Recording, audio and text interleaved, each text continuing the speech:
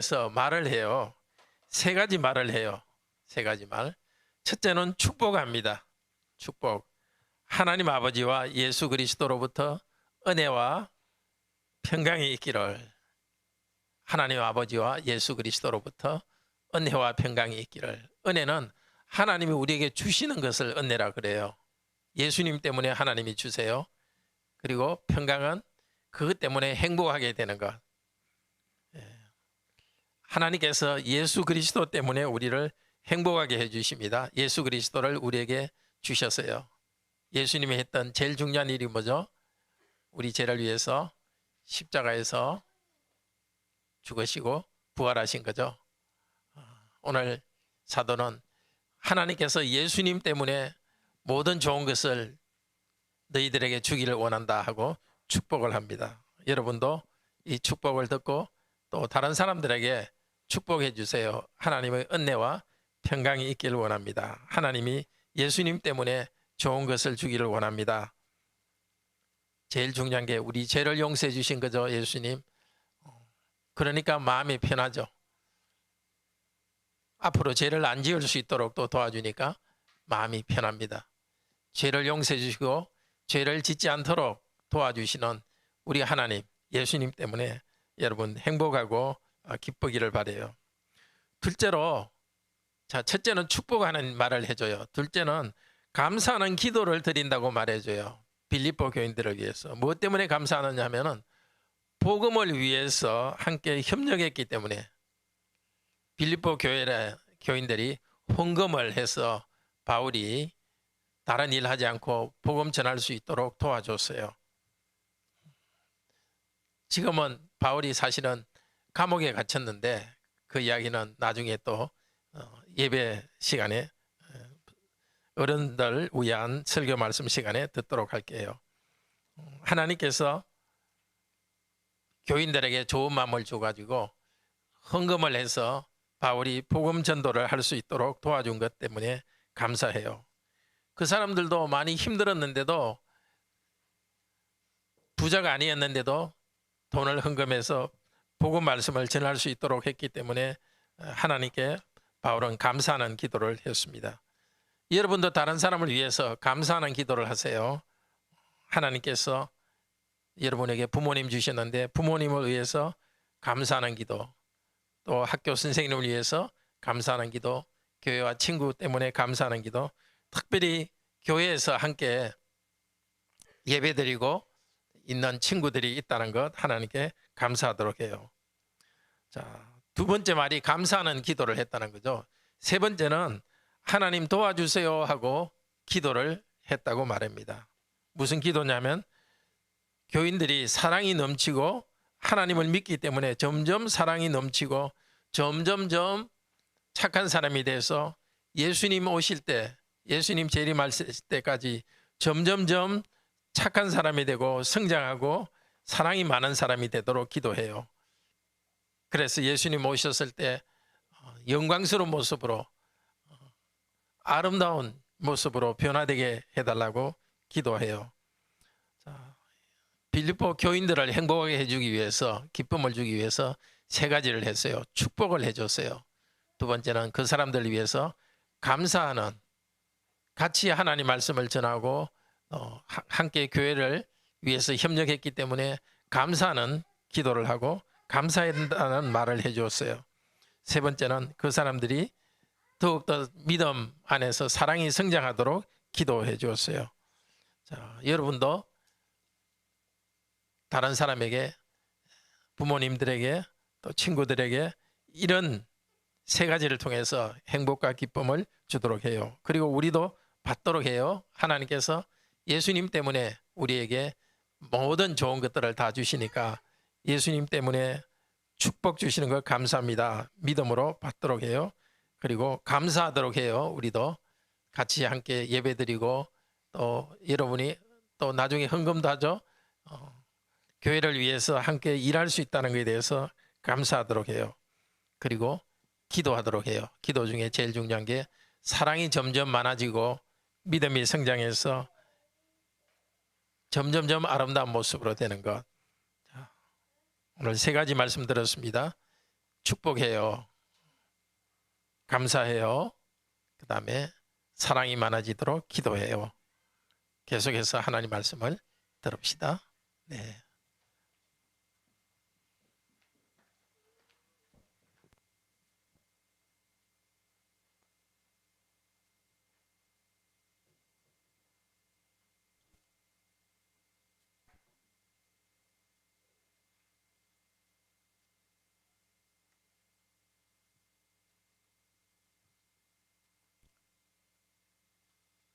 함께 복음의 은혜에 참여하기 때문에 기뻐합시다. 기쁨의 종류는 여러 가지가 있습니다. 육체적 기쁨이 있죠. 좋은 옷 입고 맛있는 음식 먹고 좋은 집에 살면 기쁩니다. 또 정서적인 기쁨이 있습니다. 예쁜 꽃을 보면 기쁘고 아름다운 음악 들으면 또 기쁘죠. 사람과의 만남에서 오는 이런 기쁨도 있습니다. 그런데 이 모두보다 더 큰 것이, 더 큰 기쁨은 영적인 기쁨입니다. 하나님을 만날 때, 하나님이 주시는 구원을 내가 경험할 때, 하나님께서 이 세상에 필요한 모든 것을 주신다는 믿음이 있을 때, 하나님을 만날 때 오는 기쁨이 있습니다. 영적인 기쁨은 다른 기쁨의 기본이 되고 다른 기쁨보다 더 오래 갑니다. 우리는 하나님과의 인격적 관계에서 오는 기쁨을 때로는 잃어버리기도 합니다. 오늘 빌립보서는 그런 우리들을 위해서 하나님이 주신 책입니다. 하나님과의 관계 속에서 기쁨을 회복하도록 주신 편지요 책입니다. 빌립보서는 사도 바울이 저쪽 로마에 구금되어 있을 때 쓴 편지였습니다. 완전히 감옥은 아니지만 한 집안에 가두어져 있고 병사들, 군인들이 아마도 바울과 이렇게 쇠사슬을 이렇게 군인이 바울에게 이렇게 연결해 가지고 도망가지 못하도록 한 곳에 구금되어 있을 때였습니다. 어쩌면 순교할지도 모르는 상황이었습니다. 그런데도 성령님께서는 바울에게 큰 기쁨을 주었습니다. 예수 그리스도 안에서 기쁨을 주었습니다. 사도 바울은 그 기쁨을 교인들과 나누기 위해서 이 편지를 썼습니다. 기쁨이 번져가기 위해서 이 편지를 썼습니다. 우리도 이 사랑의 편지를 읽으면서 예수 그리스도 안에서 기쁨을 회복하는 은혜가 있기를 바랍니다. 앞으로 올해 전반기에는 빌립보서를 계속 말씀을 듣도록 하겠습니다. 아마 주후 57년경일 것입니다. 바울이 유대인의 고소로 구속되었습니다. 그런데 그때 바울은 로마에 가서 로마 황제에게 복음을 전하고 싶은 생각이 있었습니다. 이스라엘에서 구속됐는데 로마에 가서도 복음을 전하고 싶은 생각이 있었습니다. 그런데 로마에 가는 방법이 다른 방법이 아니라 어차피 내가 구속되어 있으니까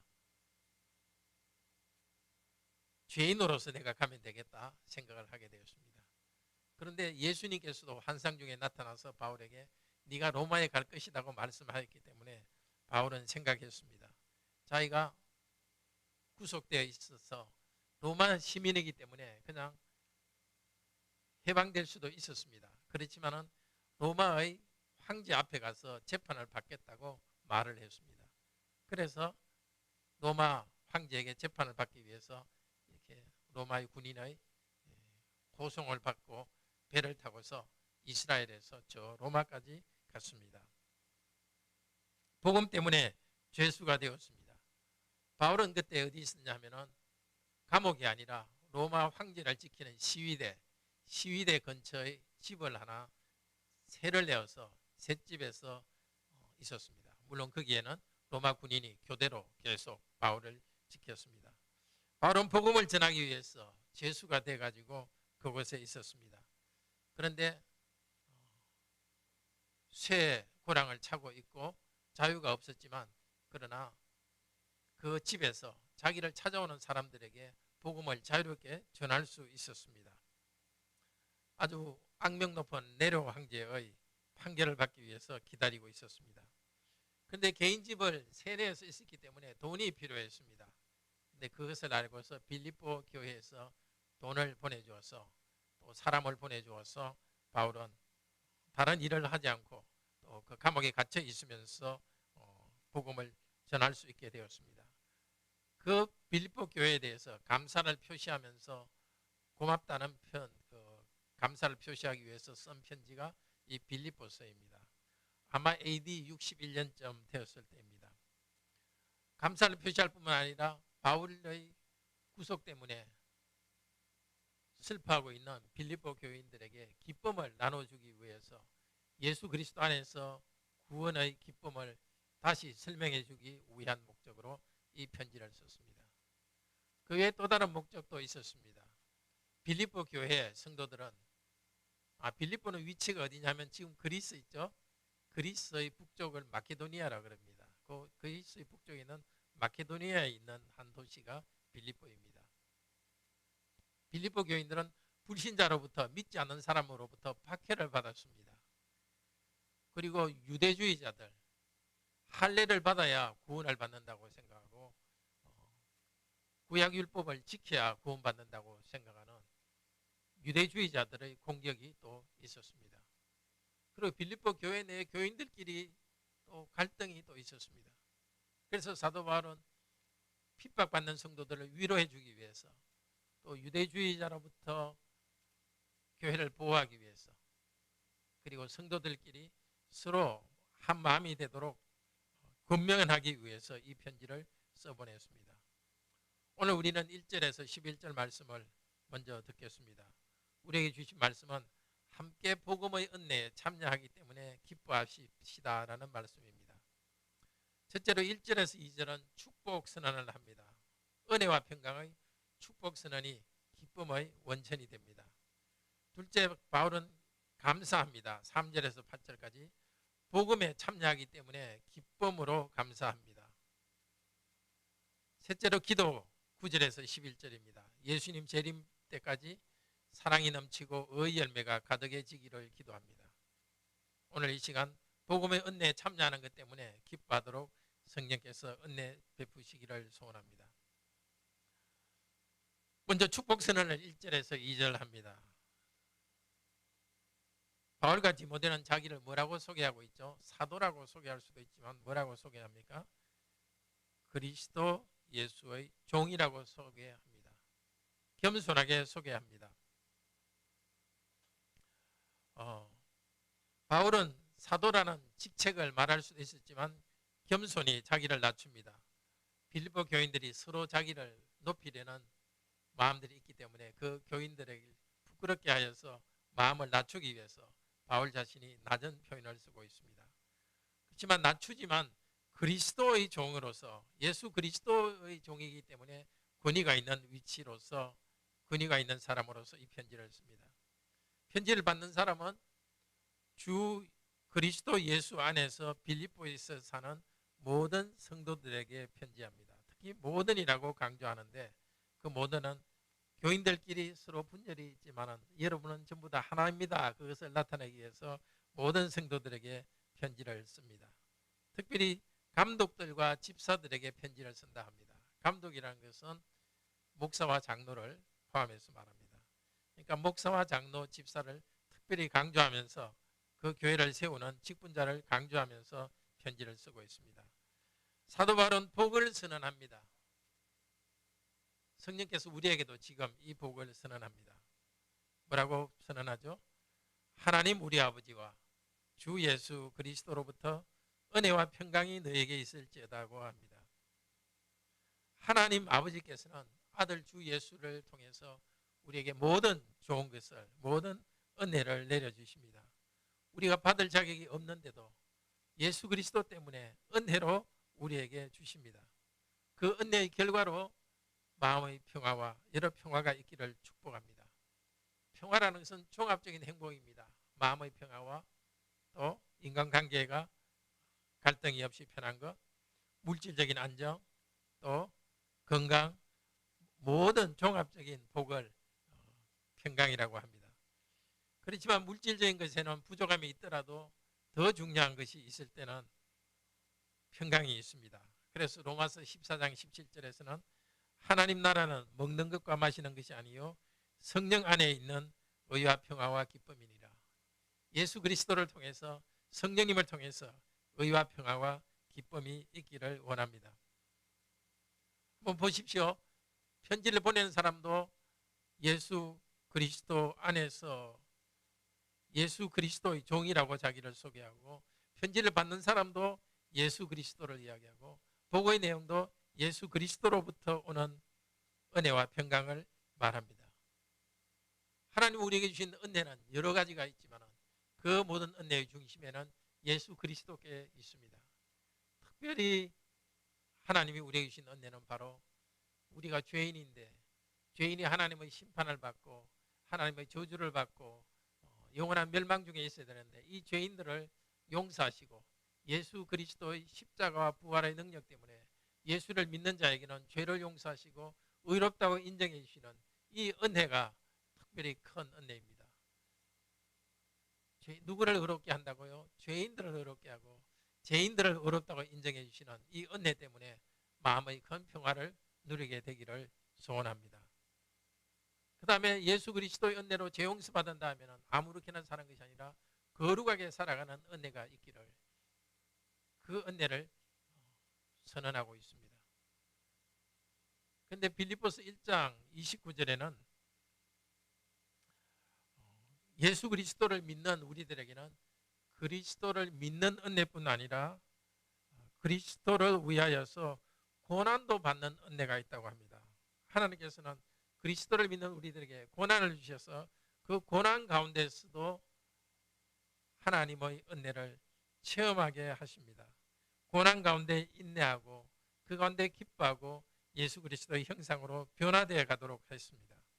특별히 에베소, 특별히 이 빌립보서에서는 고난 가운데 있는 성도들에게 고난 가운데 있는 은혜, 그 가운데 평화와 기쁨을 선언해 주고 있습니다. 은혜와 평화가 있을지어다. 예수 그리스도 때문에 죄 용서받고 예수 그리스도 때문에 의롭게 되고 예수 그리스도 때문에 거룩하게 되고 예수 그리스도 때문에 고난 가운데서도 그것을 이기고 나아갈 수 있는 그 은혜와 그 가운데 인내와 기쁨이 있을 수 있도록 선언해 주십니다. 오늘도 이 같은 복을 우리에게 선언해 주시고 있습니다. 그때 빌립보 교인들에게 선언하신 이 선언을 하나님께서는 우리에게도 선언하고 있습니다. 너희에게 예수 그리스도로부터 은혜와 평화가 있을지어다. 이 은혜와 평화의 선언을 들을 때에 하나님께서는 실제로 은혜와 평화를 내려주십니다. 예배 가운데 목사의 입을 통해서 하나님께서는 예배 시작하시면서도 축복의 말씀했고, 이 시간 이 말씀을 선언합니다. 하나님과 우리 주 예수 그리스도로부터 은혜와 평강이 너에게 있기를 원하노라. 모든 은혜와 평강이 여러분에게 있기를 바랍니다. 이 축복의 말을 우리는 믿음으로 받습니다. 이 말을 받아들이지 않으면 복이 되지 않습니다. 믿음으로 받아들일 때에 이것은 복이 됩니다. 지금까지 우리를 복 내주신, 은혜와 평강을 주신 하나님께서는 계속해서 우리에게 은혜를 주시고 그 결과로서 평화를 허락해 주실 것입니다. 그런데 목사뿐 아니라 모든 성도들도 서로에게 축복의 말을 전해주어야 합니다. 축복합니다. 은혜와 평화가 있기를 원합니다. 서로를 축복해 주는 특권이 우리에게 있습니다. 우리가 축복할 때 하나님께서 그 말을 사용하셔서 성도들을 실제적으로 축복해 주실 것입니다. 함께 만나서 축복합니다. 사랑합니다. 그리스도 안에서 평강이 있기를 바랍니다. 이 말로서 서로를 축복해 주도록 합시다. 전화나 문자를 통해서 이 축복의 말을 전해 주도록 합시다. 사랑하는 성도 여러분, 다시 말씀드립니다. 하나님 아버지와 주 예수 그리스도로부터 은혜와 평강이 여러분에게 넘치기를 바랍니다. 특별히 고난과 환난과 어려움이 있다면 그 가운데 인내하고 하나님께서 함께 하시는, 예수 그리스도께서 함께 하시는 평강을 여러분에게 주시기를 바랍니다. 은혜와 평강 그 안에서 기뻐하시는 여러분이 되기를 바랍니다. 두 번째 3절에서 8절 감사하고 있습니다. 복음에 함께 참여하기 때문에 기쁨으로 감사하고 있습니다. 3절에서 말합니다. 빌립보 교인들을 위해서 기도하고 생각할 때마다 그들에 대해서 마음으로 감사하는 기도를 하나님께 드린다고 합니다. 성도들을 위해서 기도할 때마다 기쁨으로 항상 간구했습니다. 기쁨으로 감사한 이유는 감정적인 것이 아니라 5절, 7절에서는 뭐라고 이야기합니까? 빌립보 교회가 첫날부터 복음 안에서 참여했기 때문입니다. 또 7절에서는 복음을 변명함과 확증함에 그 은혜에 함께 참여한 자가 되었기 때문입니다. 복음을 변호하고 증거하는 일을 사도 바울이 하는데 바울 혼자 하는 것이 아니라 그 일을 할 수 있도록 함께 도와주었다는 것입니다. 물론 복음에 참여하는 것의 첫 번째는 예수 그리스도의 복음 말씀을 듣고서 그리스도를 통해서 죄 용서받고 새로운 삶을 살아간다는 이 복음 말씀을 받아들이는 것이 은혜의 복음에 참여하는 것의 출발입니다. 그런데 여기서 참여하는 것은 복음 전하는 일에 함께 참여한 것입니다. 7절은 나와 함께 은혜에 참여한 자다. 나와 함께 참여한 자라고 합니다. 이 나와 함께 참여했다는 것은 동업자를 말하는데 하나님께서는 빌립보 성도들에게 하나님을 믿는 은혜뿐만 아니라 복음을 위한 수고에 함께하는 참여하는 은혜를 주셨습니다. 그래서 기쁨으로 기도합니다. 5절에서는 강조합니다. 첫날부터 지금까지 복음 전하는 일에 참여했다고 합니다. 첫날이라는 것은 바울이 처음 빌립보에 가서 복음을 전할 그 첫날부터 복음에 참여했다고 합니다. 사도행전 16장에 보면은 지금 바울이 편지를 쓰고 있는 것보다 한 10년 전인데 그때 무슨 일이 있었는지가 나옵니다. 복음을 전할 곳을 회당을 바로 찾지 못하고 있을 때에 사도 바울이 사람들을 만날 수 있는 곳을 생각하고 있을 때 루디아라는 여자가 이 바울을 만났고 바울을 만나서 복음을 듣고서 자기 집을 개방해서 바울이 그곳을 기초로 해서 터전으로 해서 복음을 전할 수 있는 길을 열어주었습니다. 그리고 바울이 감옥에 갇혀서 엄청나게 매질을 맞고 상처를 받았는데 감옥에서 풀려날 무렵에 그 간수가 자기 집에 바울을 모셔서 아픈 부분을 약을 발라주고 식사를 대접했습니다. 지난 10년간 처음부터 계속해서 이 빌립보 성도들은 바울에게 복음 전하는 일에 함께 참여했기 때문에 그것 때문에 바울은 기뻐하면서 하나님께 기도하고 감사하고 있습니다. 빌립보 교회는 세 가지로 복음에 참여했습니다. 첫째는 바울이 복음을 전할 수 있는 재정적인 지원을 했습니다. 빌립보서 4장 15절에서 18절에 보면 그 빌립보 교회가 어떻게 지원했는지가 적혀 있습니다. 처음부터 그리고 다른 도시로 복음을 전하러 옮겨갈 때 재정적 지원을 했습니다. 그리고 지금 바울이 로마에 구금되어 있는 동안에도 재정 지원을 해주었습니다. 복음을 전할 수 있도록 재정 지원을 해주었습니다. 그리고 둘째로 7절에는 복음을 위해 바울이 매인 것에 참여했다고 합니다. 매인 것이라는 것은 쇠사슬에 묶여 구금되어 있는 것을 말합니다.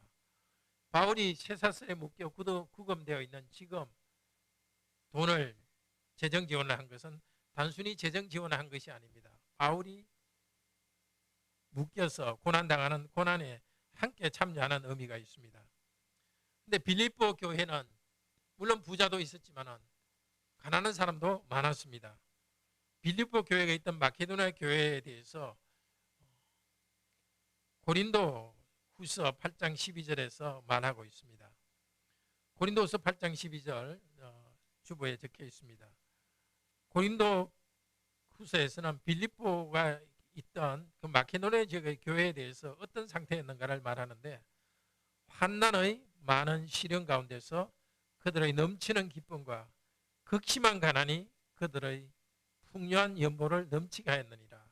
물론 고린도서 이 편지는 예루살렘 교회를 위한 헌금을 이야기하는데 그뿐만이 아니라 바울이 복음 전할 수 있도록 지원할 때도 빌립보 교회의 상황은 비슷했을 것입니다. 어떤 상황이라고요? 극심한 가난이 있었고 그 다음에 많은 시련 가운데 있었습니다.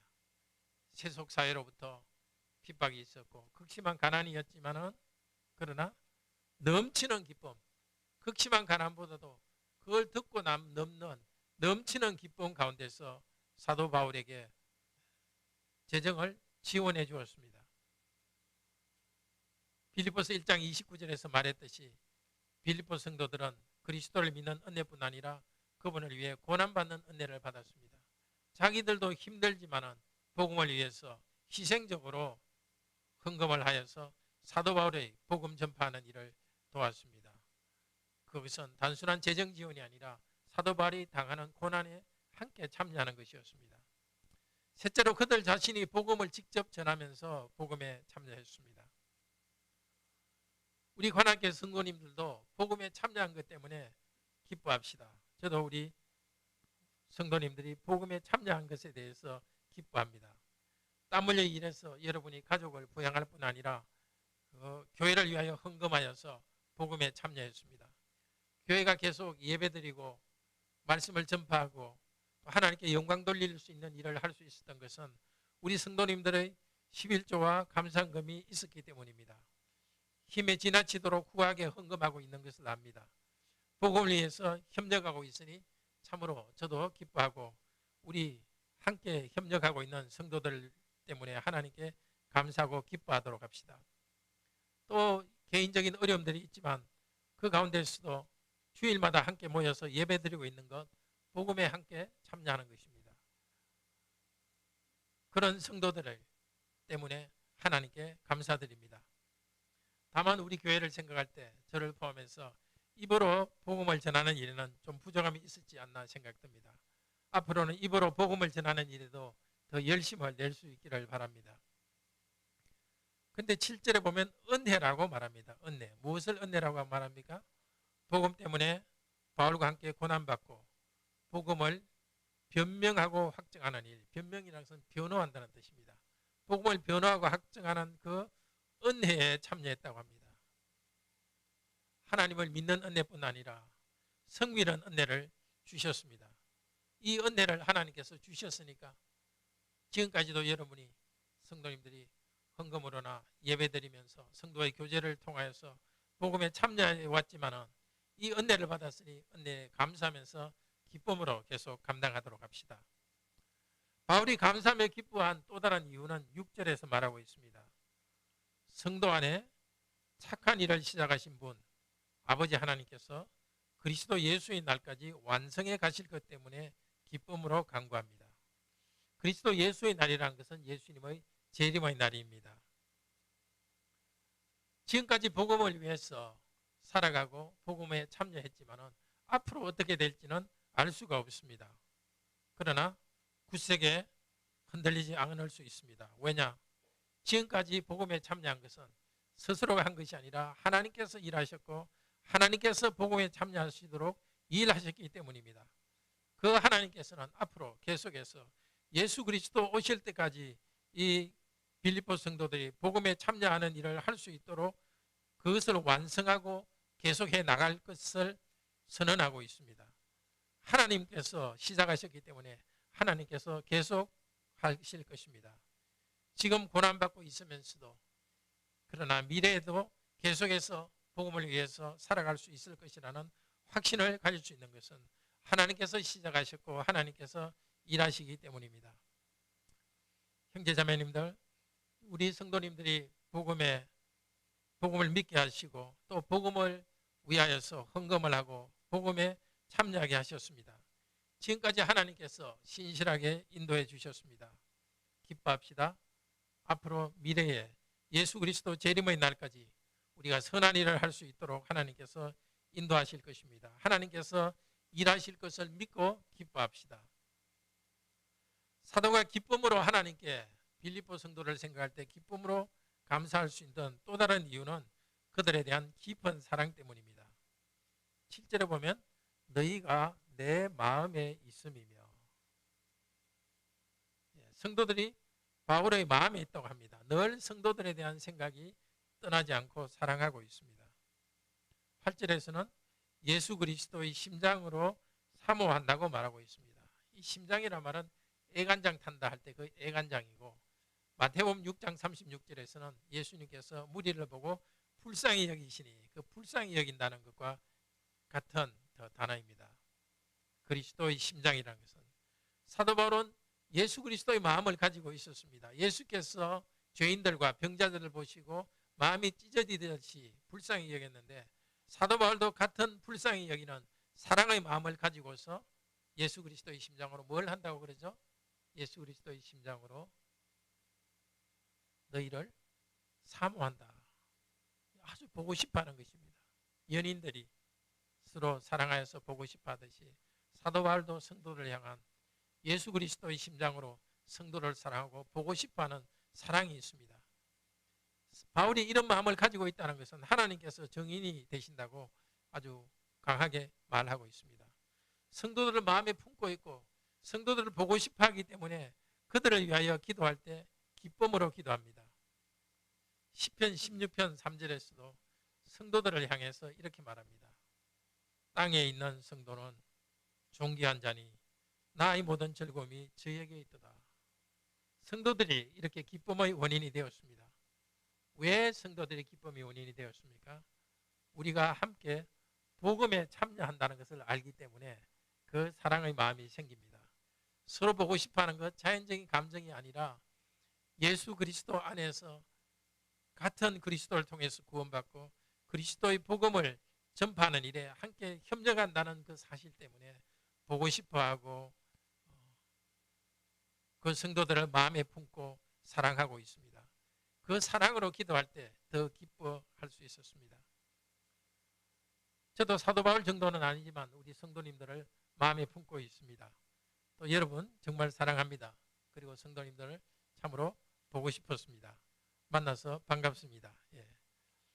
사랑하는 성도 여러분, 우리와 성도들이 함께 복음에 참여한 것 때문에 기쁨으로 기도하고 감사하도록 합시다. 우리 가운데 선한 일을 시작하신 하나님께서 재림의 날까지 완성하실 것을 생각하며 감사하도록 합시다. 성도들끼리 정말 따뜻한 정을 가지고 보고 싶어하고 성도들끼리 서로를 마음에 품고서 사랑 가운데 우리가 나아가기를 바랍니다. 사랑하기 때문에 기쁨으로 함께 기도하는 우리들이 되기를 바랍니다. 이렇게 사도 바울은 빌립보 성도들 때문에 하나님께 감사하면서 기쁨으로 기도한다는 말을 했습니다. 9절부터 11절은 사도 바울이 기도 가운데 성도를 위한 기도 가운데 무엇을 기도하는지를 말하고 있습니다. 예수 그리스도의 재림 때까지 의의 열매가 가득해지기를 기도합니다. 의의 열매가 가득해지기를 뭐라고 시작합니까? 9절에서 너희 사랑을 지식과 총명으로 점점 더 풍성하게 하사. 사랑을 지식과, 이게 사랑과 지식이라는 단어가 같이 나올 때는 사랑은 사람을 향해서 말하고 지식은 하나님을 향해서 가진 태도와 마음을 말합니다. 지금 빌립보 성도들이 사랑이 넘치는, 사도 바울을 향해서 사랑이 넘치고 있지만 그 사랑이 더 넘치기를 기도하고 있습니다. 빌립보 성도들끼리 누가 높느니 하고서 서로 높은 마음을 가지고 싸우는 분쟁이 사실 있었습니다. 그런 것을 벗어나서 사랑이 넘치기를 기도합니다. 근데 사랑이 지식 가운데 풍성하게 되기를 기도합니다. 하나님을 아버지와 구원주로 알기 때문에 성도들을 향한 사랑이 더 풍성해질 것을 기도합니다. 그렇습니다. 우리가 하나님을 바로 알 때에 하나님을 더 알아갈수록 성도들에 대한 사랑이 더 많아집니다. 하나님께서 내 죄를 용서해 주셨다는 이 사실을 분명히 마음에 간직하고 그것을 확신할 수 있도록 성도에 대해서도 태도가 달라집니다. 서로 부족함을 용서하고 잘못에 대해서 후하게 대할 수 있습니다. 하나님에 대한 사랑과 순종 때문에 서로에 대한 부족함을 보고도 더 사랑할 수 있습니다.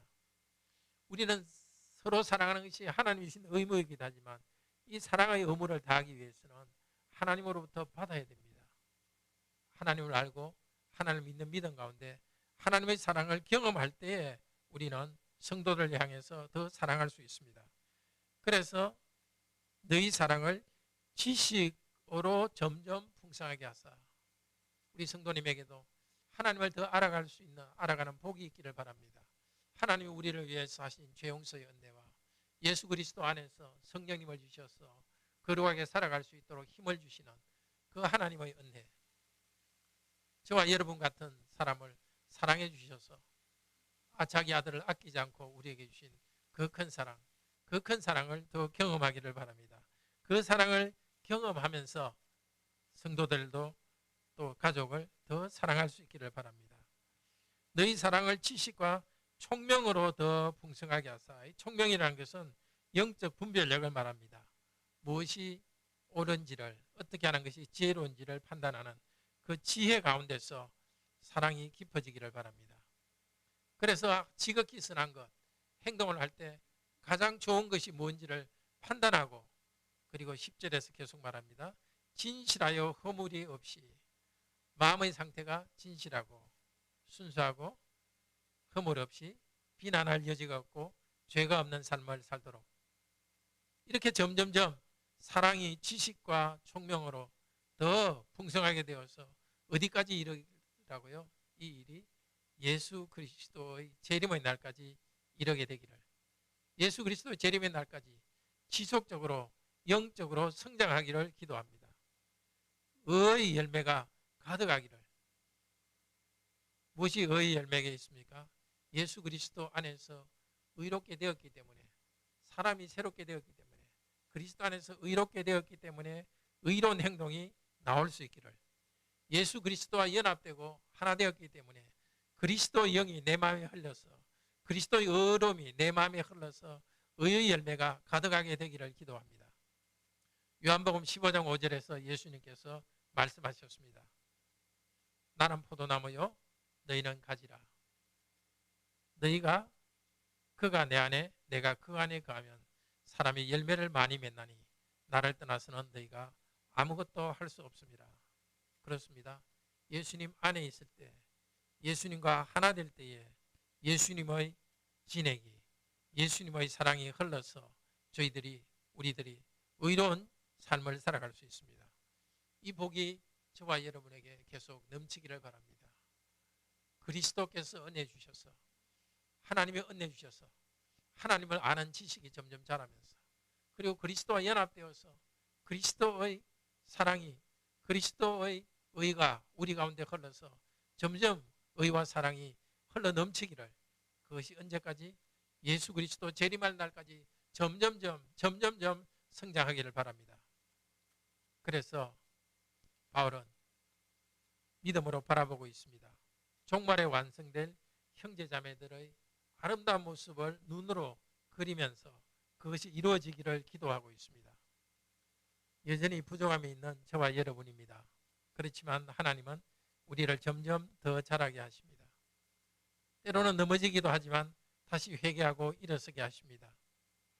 지금은 부족한 면이 있어도 그리스도의 재림의 날까지 성장할 것이고, 또 그날은 완전히 우리가 선하게 변할 것입니다. 내 개인의 삶에 있어서도 새로운 변화가, 완전히 우리가 변화되어서 그리스도의 거룩한 모습으로 우리가 변화될 것입니다. 우리 개인의 삶에서도 아무리 어려움이 오더라도 주님을 향한 지식과 믿음이 계속 성장하고 형제 자매를 향한 사랑이 성숙하기를 기도합시다. 그래서 11절에 뭐라고 합니까? 점점점 흘러넘치고 의의 열매가 가득하여서 하나님의 영광의 찬송이 되기를 원하노라. 하나님의 영광의 찬송이 되기를 원하노라. 우리가 하나님의 찬송시처럼 우리가 아름답고 영광스러운 존재로 변화되어 가도록 기도합니다. 우리는 그렇게 변할 것입니다. 우리의 모든 결점은 다 사라지고 하나님의 영광이 우리의 얼굴에, 우리의 삶에, 우리의 입술에 가득하여서 우리는 영광스러운 찬송처럼 될 것입니다. 이것을 위해서 기도합시다. 이것은 약속이기도 합니다. 우리가 영광스러운 사람으로 변화될 것이라고. 우리 자신의 삶이 지금 어려움 때문에, 지금 죄와의 싸움이 있는 우리지만, 우리 하나님께서는 그날 예수 그리스도께서 오실 날에는 하나님의 영광의 찬송이 여러분이 찬송처럼 아름다운 모습으로 변화될 것입니다. 이렇게 아름다운 모습으로 변화될 그 목표를 향해서 하나님께서 여러분의 삶을 끌고 가고 있기 때문에 우리도 그렇게 기도하고 그렇게 의로운 삶을 살아가고 그렇게 사랑의 삶을 살아가도록 기도하며 나아가도록 합시다. 우리를 영광스러운 찬송처럼 변화시킬 주님의 은혜를 바라보면서 함께 기뻐합시다. 사랑하는 형제자매 여러분, 하나님이 지금도 은혜 주시고 평강을 내려주시니 믿음으로 받고 기뻐합시다. 하나님이 주신 은혜와 평강의 말로서 서로를 축복합시다. 성도들을 생각할 때 함께 기뻐합시다. 함께 부족함이 있는 우리지만 함께 복음 안에 참여해서 구원받고 함께 복음을 위해서 협력하고 있는 그 은혜를 주셨으니 이 성도들을 우리가 사랑하고 마음에 품고서 예수 그리스도의 심장으로 사랑하도록 합시다. 예수 그리스도의 심장으로 보고 싶어하고 서로가 친하고 그렇게 나아갈 수 있기를 바랍니다. 성도 안에 선한 일을 시작하신 우리 하나님께서는 예수 그리스도의 재림의 날까지 멈추지 않고 계속 우리를 성장하게 하실 것입니다. 오늘 이 말씀은 약속이기도 합니다. 기도 중에 바울이 기도 중에 말하는 것이지만 우리에게 주신 약속이기도 합니다. 정말 성도들을 사랑하고 보고 싶어 하기 때문에 성도들을 위해서 기도하며 기뻐하도록 합시다. 하나님의 사랑이 우리 가운데 흘러넘쳐서 형제자매를 위하여서 사랑이 더 풍성해지기를 기도합시다. 의의 열매가 넘치기를 기도합시다. 우리 형제자매 한 사람 한 사람이 하나님의 위대한 영광의 찬송처럼 아름답게 변화할 것을 소망하면서 기도합시다. 예수님 재림 때까지 계속 성장하여 의의 열매가 가득할 것입니다. 하나님이 우리를 다듬어 가시는 것을 생각하며 기도하며 함께 기뻐하도록 합시다. 아멘.